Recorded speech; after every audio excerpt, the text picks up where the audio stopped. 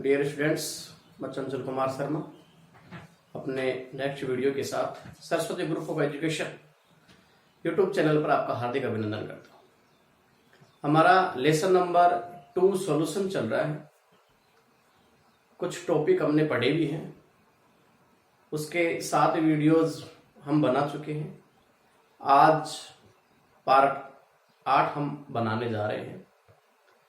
पिछले पार्ट में हमने पढ़ा था आदर्श विलयन के बारे में, ठोस द्रव विलयन का वासदा राउल के नियम के बारे में। आज हम इस वीडियो में पढ़ने वाले हैं अनादर्श विलयन व उसके प्रकार के बारे में। तो देखिए, शुरू करते हैं। अनादर्श विलयन। तो अनादर्श विलयन किसे कहते हैं? अनादर्श विलयन या नॉन आइडल सॉल्यूशन किसे कहते हैं?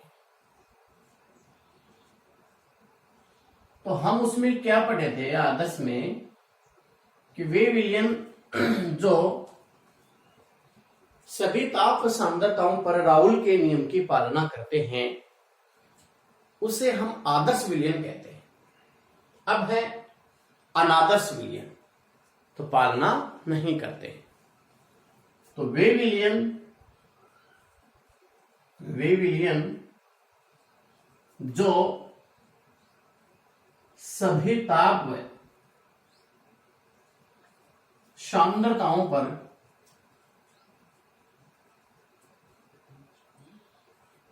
राउल के नियम की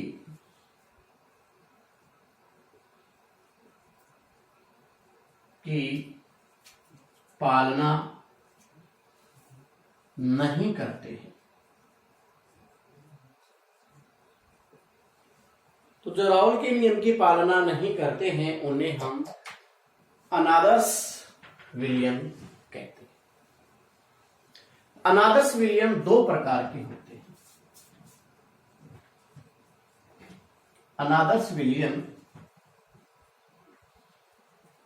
2 प्रकार के होते हैं।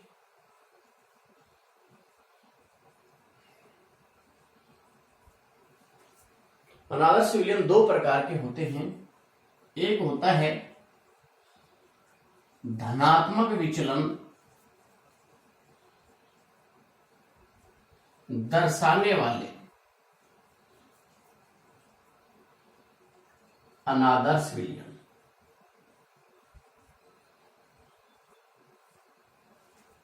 और एक होता है ऋणात्मक विचलन दर्शाने वाले अनादर्श विलयन। एक तो धनात्मक विचलन दर्शाने वाले अनादर्श विलयन और एक है ऋणात्मक विचलन दर्शाने वाले अनादर्श विलयन। अनादर्श विलयन 2 प्रकार के बताए गए हैं। अब हम आदर्श विलयन के बारे में जिस प्रकार से हमने विशेषताएं देखी थी उसी प्रकार से हम अनादर्श विलयन के बारे में देखते हैं। तो वे विलयन जो सभी ताप सांद्रताओं पर राउल के नियम की पालना नहीं करते। नंबर 2,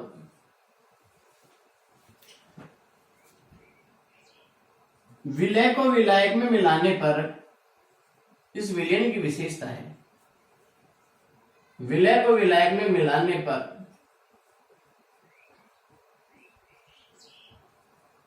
बने विलयन का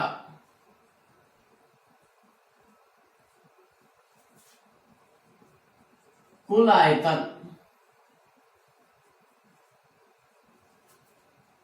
विलय व विलायक के आयतन के बराबर नहीं होता है।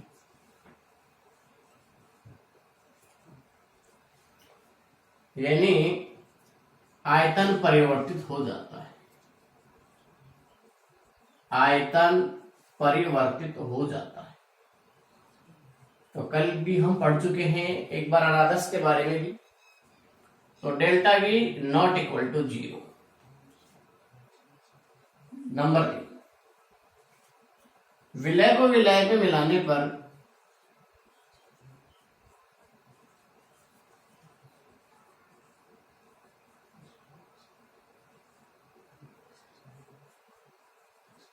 एंथैल्पी परिवर्तित हो जाती है।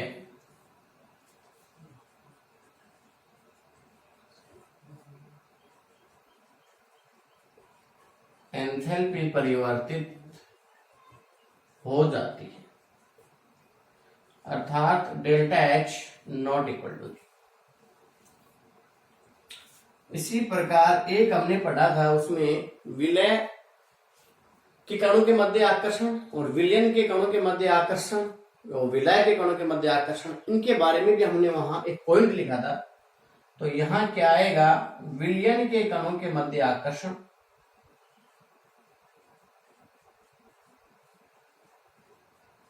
विलयन के कणों के मध्य आकर्षण ए बॉन्ड बी का मान विलय के कणों के मध्य आकर्षण विलय के कणों के मध्य आकर्षण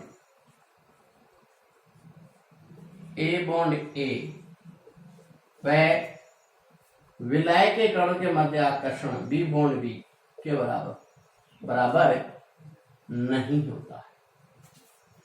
और आदर्श में हमने क्या लिखा था, होता है।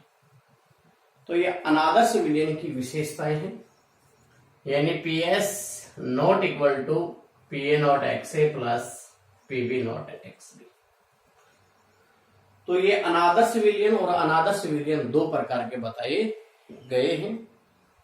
तो ये अनादर्श विलयन की विशेषताएं यहां लिखी हुई हैं। आगे देखिए आप अनादर्श विलयन के प्रकार।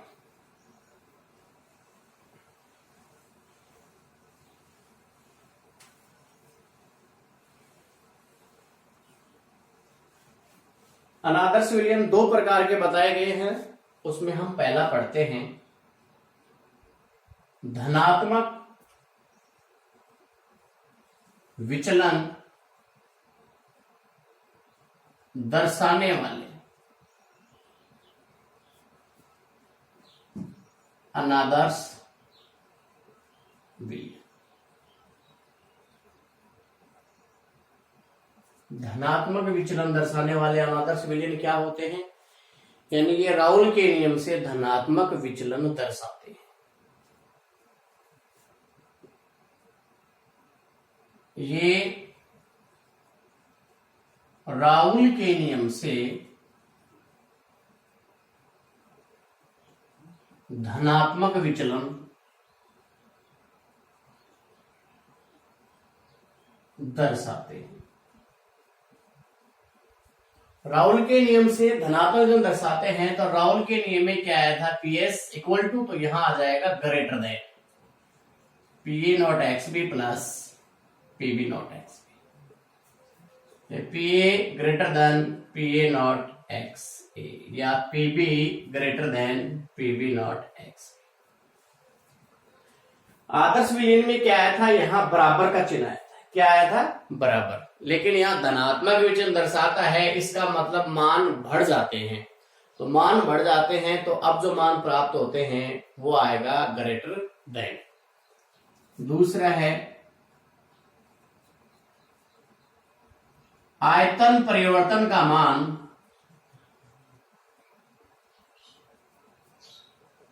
धनात्मक प्राप्त होता है।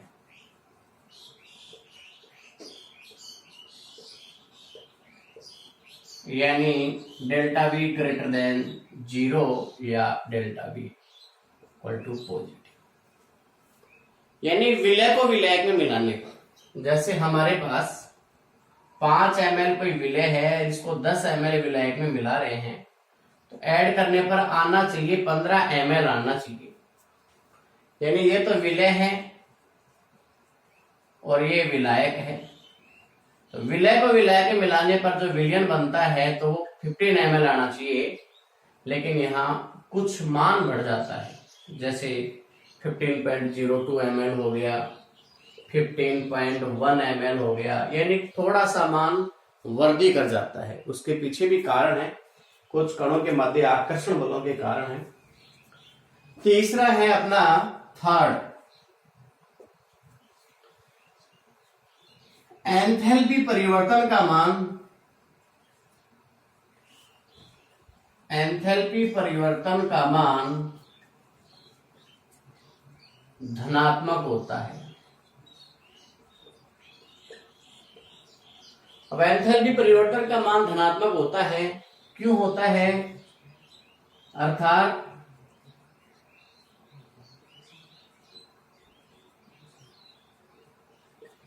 विलय को विलायक में मिलाने पर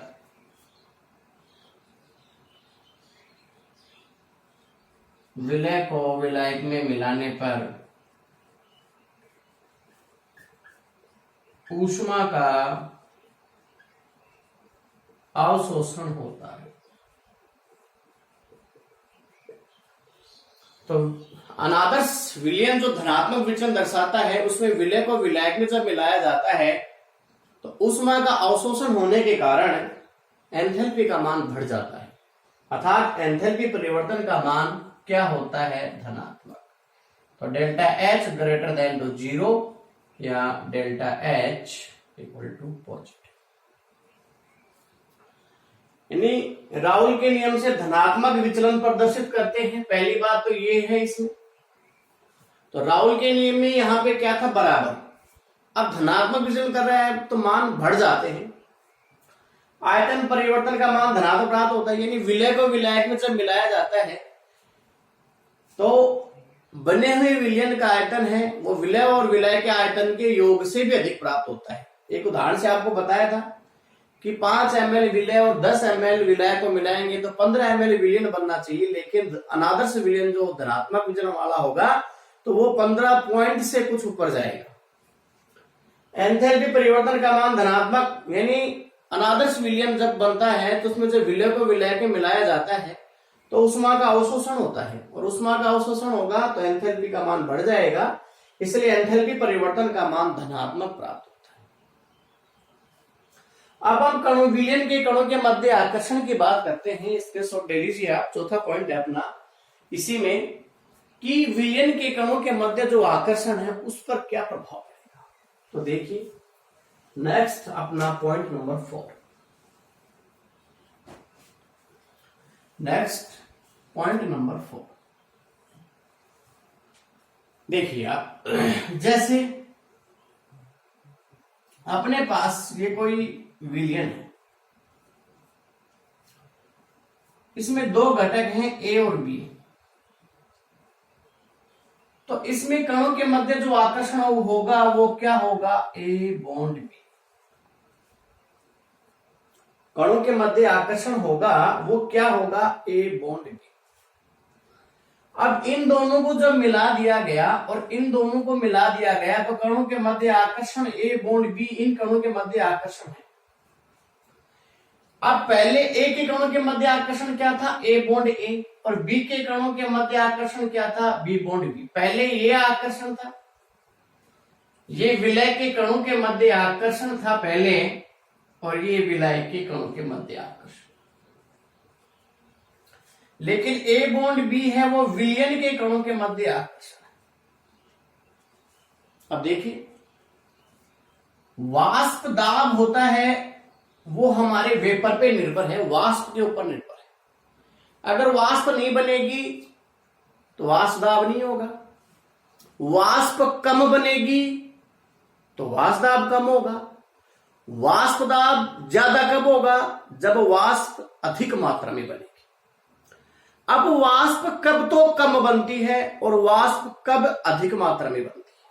तो देखिए, जब इनके कणों के मध्य आकर्षण ज्यादा है तो कणों के मध्य यदि आकर्षण होगा, अब वाष्प बनती है तो कण एक एक कण ऊपर उठते हैं, यानी एक एक कण ऊपर उठते हैं। अब जब आकर्षण ज्यादा है तो उन कणों को तोड़ने के लिए और ऊपर उठाने के लिए अधिक ताप की आवश्यकता, यानी अधिक ऊर्जा की आवश्यकता होगी। जो जो आकर्षण बढ़ेगा कणों के मध्य जैसे ए बॉन्ड बी है, इसके कणों के मध्य यदि आकर्षण बढ़ गया तो फिर वेपर कम बनने लग जाएंगी, वेपर कम बनेंगी, और वेपर जब कम बनेंगी तो वेपर प्रेशर यानी वाष्प दाब भी क्या होगा, कम। अब वाष्प कब बनती है, इसमें एक पृष्ठीय परिघटना है, ये कण ऊपर उठ के जाते हैं तब इसकी वाष्पीकरण की प्रक्रिया शुरू होती है।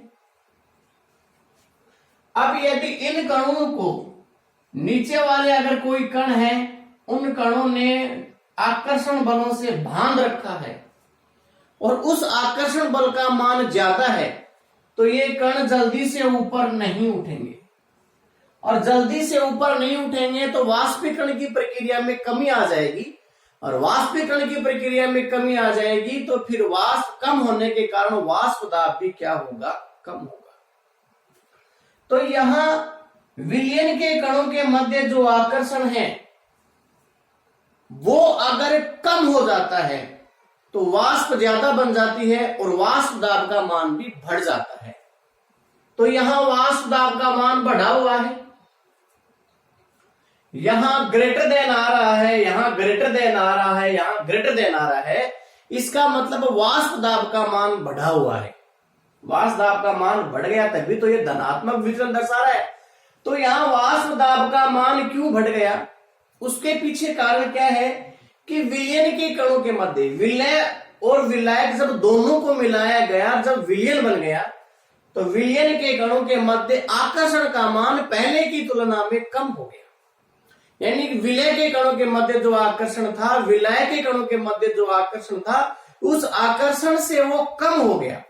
अब आकर्षण यदि ये कम हो गया तो आकर्षण कम है यानी ढीले बंधों से बंधे हुए हैं, ज्यादा अट्रैक्शन फोर्स नहीं है, तो फिर वो जल्दी उठेंगे, और जल्दी उठेंगे तो वाष्प ज्यादा बनेगी, और वाष्प ज्यादा बनेगी तो उसके वाष्प दाब का मान भी अधिक होगा। तो वेपराइजेशन डिपेंड होता है विलयन में जो कण होते हैं उनके बीच जो आकर्षण होता है उसके ऊपर। तो विलयन के कणों के मध्य जो आकर्षण है उसका मान क्या होगा, कम होगा, और कम होगा तो आसानी से वाष्पीकरण होगा और वाष्प भी अधिक मात्रा में बनेगी, जिससे वाष्प दाब का मान भी क्या होगा, अधिक होगा। तो इसलिए मैं यहां क्या लिखता हूं, विलयन के कणों के मध्य आकर्षण, विलयन के कणों के मध्य आकर्षण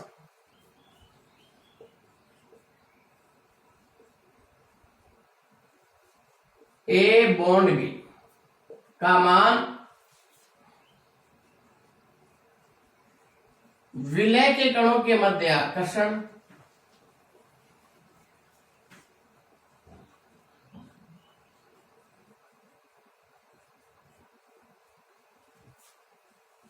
ए बॉन्ड ए व विलायक के कणों के मध्य आकर्षण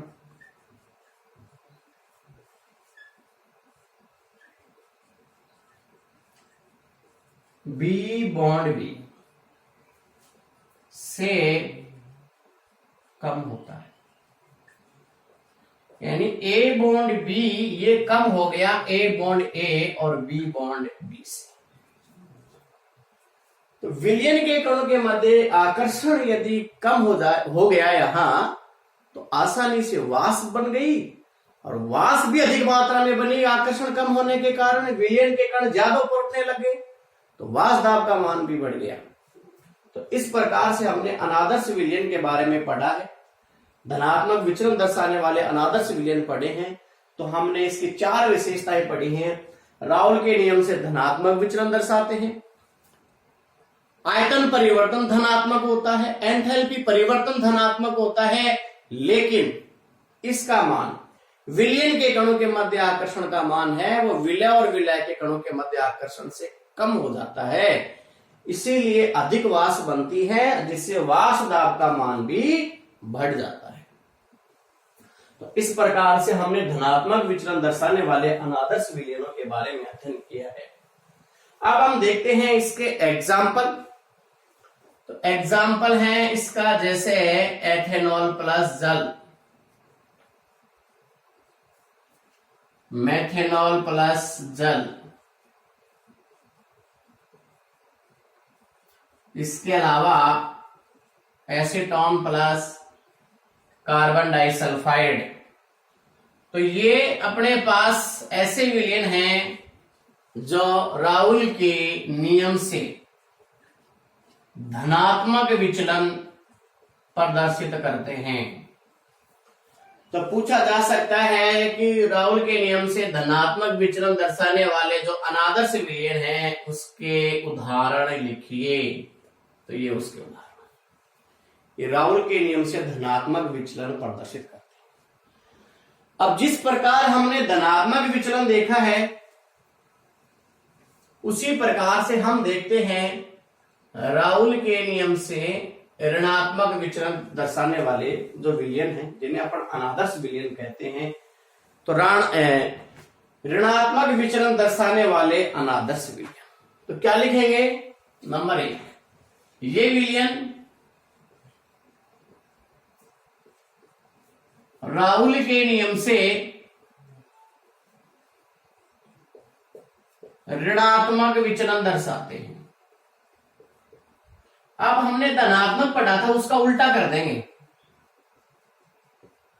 हमने जो धनात्मक विचलन पढ़ा है उसका पूरा उल्टा करके लिखेंगे। अब जैसे हमने क्या लिखा था वहां, धनात्मक में ग्रेटर देन, तो यहां आ जाएगा लेस देन।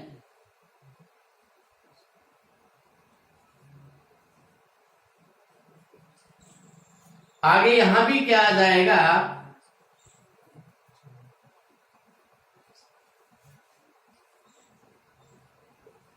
Less than.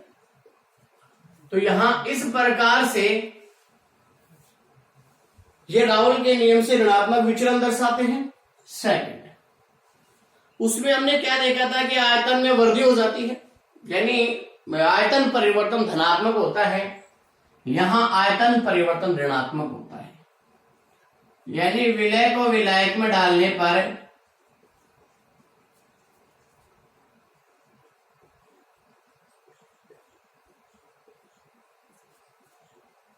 बने विलयन का कुल आयतन विलय को विलायक में डालने पर बने विलयन का कुल आयतन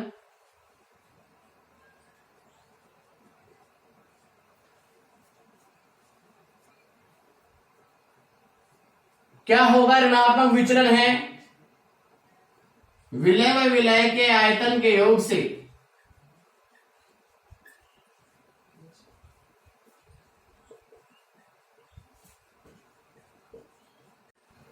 कम होता है। तो हम कह सकते हैं यहां कि आयतन परिवर्तन ऋणात्मक होता है, यानी delta V less than to 0 या डेल्टा वी नेगेटिव। जैसे हमने 5 ml 10 ml 5 ml विलय 10 ml विलायक में हम डिजोल्व करें तो यहां ये 14.9 ml या 14.95 ml ऐसे प्राप्त होगा। तो ये आयतन जो परिवर्तन है वो ऋणात्मक है, पहले की तुलना में क्या हो गया? कम। और एंथैल्पी परिवर्तन ऋणात्मक होता है, एंथैल्पी परिवर्तन का मान भी क्या होता है? ऋणात्मक होता है। और एंथैल्पी परिवर्तन का मान ऋणात्मक कब होगा? जब उष्मा क्षेपीय विक्रिया होगी। यहां विलय को विलायक में डालने पर उष्मा का उत्सर्जन होता है, इसीलिए ऋणात्मक होता है, डेल्टा एच नेगेटिव।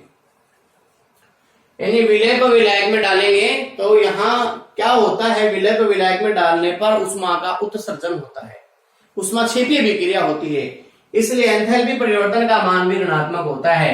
तो ये हम विशेषताएं किसकी पढ़ रहे हैं? ऋणात्मक विचलन दर्शाने वाले अनादर्श विलयन। नंबर 4 पॉइंट, ये पॉइंट आपको करना है, समझा दिया था मैंने। यहां दाब कम हो गया पहले की तुलना में, तो जब वाष्प दाब कम हो गया, तो वाष्प दाब कम कब होगा? जब विलयन के कणों के मध्य आकर्षण बढ़ गया। तो यहां विलयन के कणों के मध्य जो आकर्षण है उसका मान अधिक होता है, बजाय किसके, विलय और विलय के कणों के मध्य जो आकर्षण होता है उससे ज्यादा।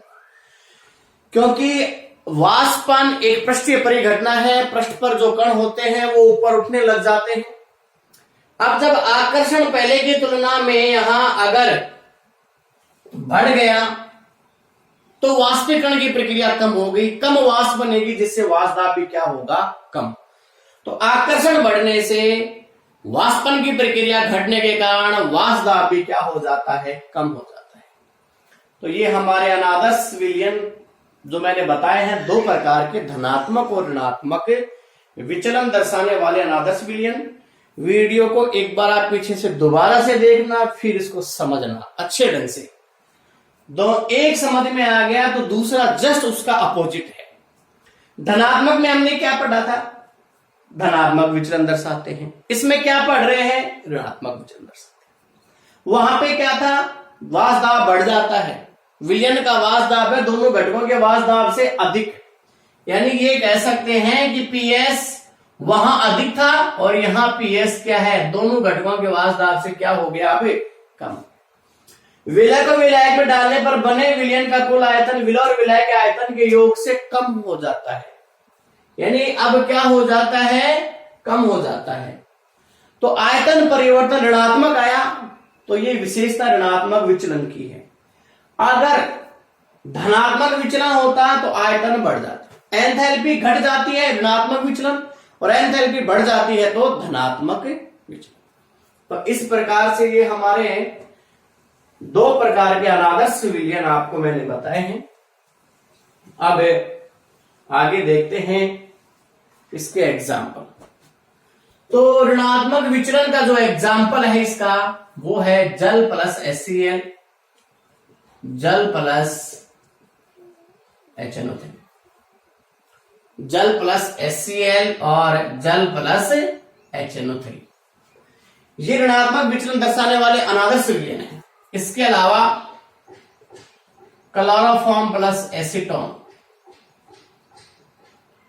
ये भी राउल के नियम से ऋणात्मक विचलन दर्शाता है, यानी ऋणात्मक विचलन दर्शाने वाले क्या हैं, अनादर्श विलयन। तो प्यारे विद्यार्थियों, ये हमारे थे इनके एग्जाम्पल, इनकी परिभाषाएं और इनकी विशेषताएं। अब हम देखते हैं आदर्श अनादर्श विलयन के कुछ ग्राफ भी आते हैं। तो आदर्श विलयन का ग्राफ है वो राउल के नियम हमने जो पढ़ा था, आदर्श विलयन के लिए जो ग्राफ है तो ये हम पहले भी पढ़ चुके हैं। राउल के नियम में हमने क्या पढ़ा था कि इस प्रकार से एक वक्र बनाया था हमने, ये वक्र पीछे वाले वीडियोस में बिल्कुल आप देख सकते हैं कि वक्र मैंने बनाया था, वहां पे इस ग्राफ को मैंने समझाया भी था। तो ये ग्राफ हमने राउल के नियम से ही तो बनाया था। और आदर्श विलयन क्या होता है, जो राउल के नियम की पालना करता है। तो आदर्श विलयन राउल के नियम की पालना करता है, तो आदर्श विलयन का जो ग्राफ होगा वो राउल के नियम का ही ग्राफ होगा जो हमने ये बनाया था। तो यहाँ एक्स भी इस एक्सिस से हम बना रहे हैं इसके लिए, तो X B equal to 0, X B equal to 1, और इधर से बना रहे हैं हम किसके लिए, विलय के लिए। तो ये विलय के लिए, अब यहाँ विलय का ज्यादा है और विलय का कम है, कारण विलय की मात्रा कम होती है, विलय की मात्रा अधिक होती है। और यहाँ क्या आ जाएगा, पीएस बराबर PA not XA plus PB not XB।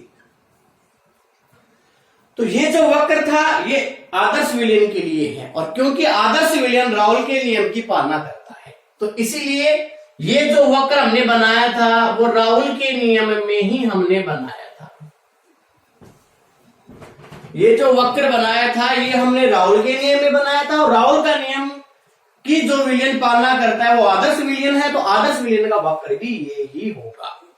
तो यहां अपना मोल भिन्न है और यहां अपना वाष्प दाब है। तो इस प्रकार से आदर्श विलयन के लिए वक्र है। अब अपना वक्र है अनादर्श विलयन के लिए। तो अनादर्श विलयन कितने होते हैं, 2, ऋणात्मक विचलन दर्शाने वाले और धनात्मक विचलन दर्शाने वाले। तो अनादर्श विलयन के लिए ग्राफ, अनादर्श विलयन कितने हैं? दो। एक तो है धनात्मक विचलन दर्शाने वाला और एक है ऋणात्मक विचलन दर्शाने वाला। तो धनात्मक और ऋणात्मक विचलन दोनों के लिए यहां अलग अलग वक्र बनेंगे। अब ये विचलन किससे दर्शाते हैं? राउल के नियम से दर्शाते हैं। तो इसके लिए जो वक्र आएगा वो क्या आएगा? पहले हम राउल के नियम को शो करेंगे। तो राउल के नियम का वक्र क्या है? ये वक्र है। राउल के नियम का जो वक्र है वो ये है। पहले भी मैं इसके बारे में चर्चा मैंने कर दी है, पिछली वीडियोज में इनके बारे में बताया है। तो ये राउल के नियम का वक्र है। अब क्या बताया गया है कि राउल के नियम से धनात्मक विचलन दर्शाने वाला अनादर्श विलयन हम देख रहे हैं। तो अब धनात्मक विचलन को हम प्रदर्शित करेंगे इसी वक्र में। तो धनात्मक विचलन के लिए ये आ गया ऊपर की तरफ। तो ये अब क्या हो गया भाई? ये हो गया धनात्मक विचलन। ये अब क्या हो गया? धनात्मक विचलन। तो ये राउल के नियम से धनात्मक विचलन दर्शाने वाला वक्र हो गया। पीए नोट पीबी नोट ये आ गया। अब हमने क्या देखा था? PS greater than PA nought X A plus PB nought X B. तो यहां भी क्या आएगा? PA equal to greater than PA nought X A. और यहां यानी राउल के नियम में जो वक्र आता है उसमें बराबर आता है, लेकिन धनात्मक जो विचलन है उसमें क्या आएगा? उसमें आएगा धनात्मक विचलन के स्थान पर अब हम देखते हैं ऋणात्मक। तो धनात्मक विचलन क्यों? क्योंकि ये जो लाइन है इससे ऊपर जा रहा है तो धनात्मक विचलन।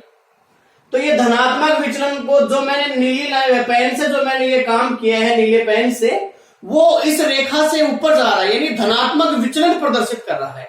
तो ये धनात्मक विचलन के लिए अनादर्श विलयन है। अब है ऋणात्मक विचलन के लिए अनादर्श विलयन।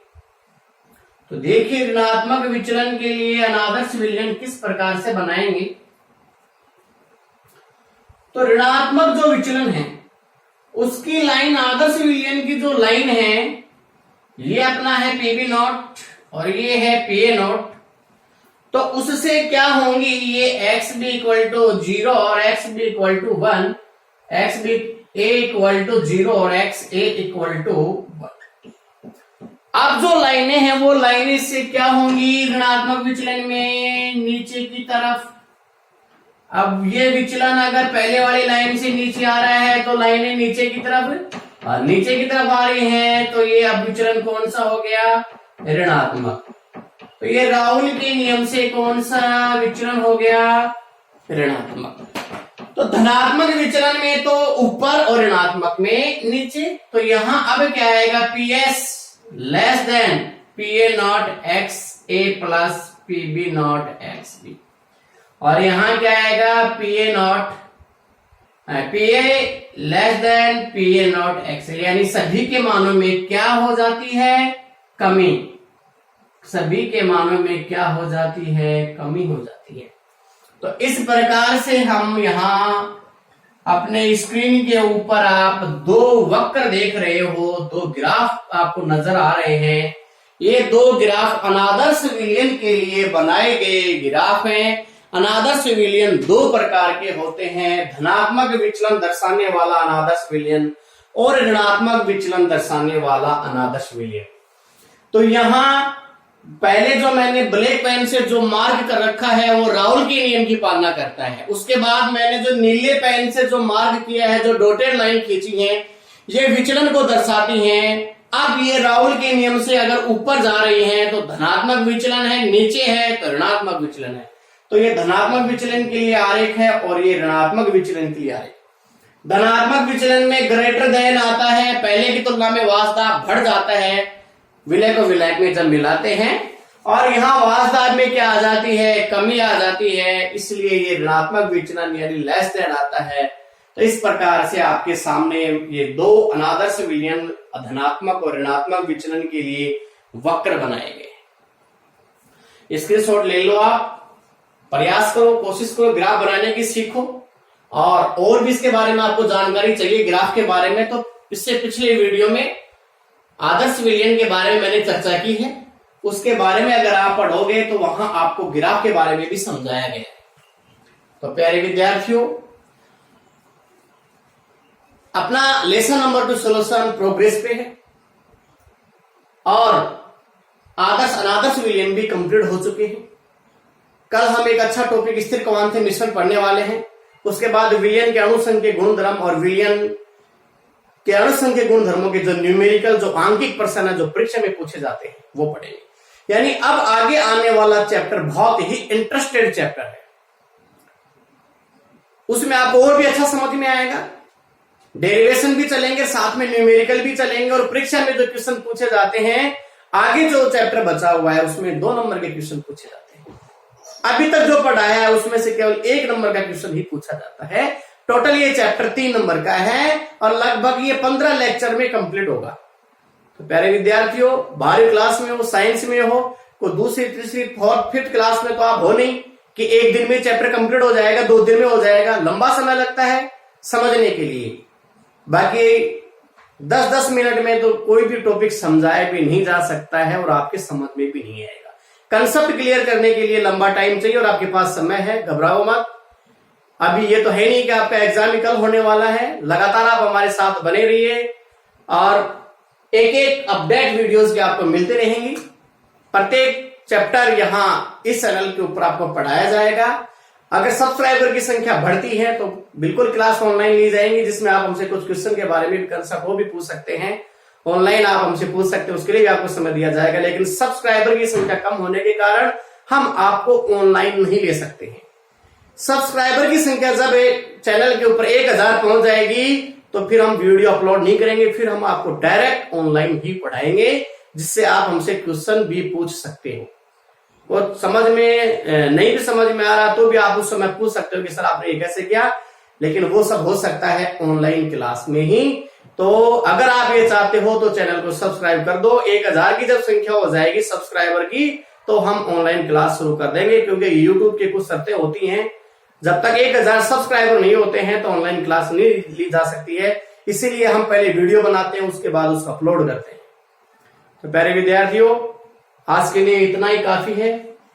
तब तक मैं आपसे विदा लेता हूं। धन्यवाद।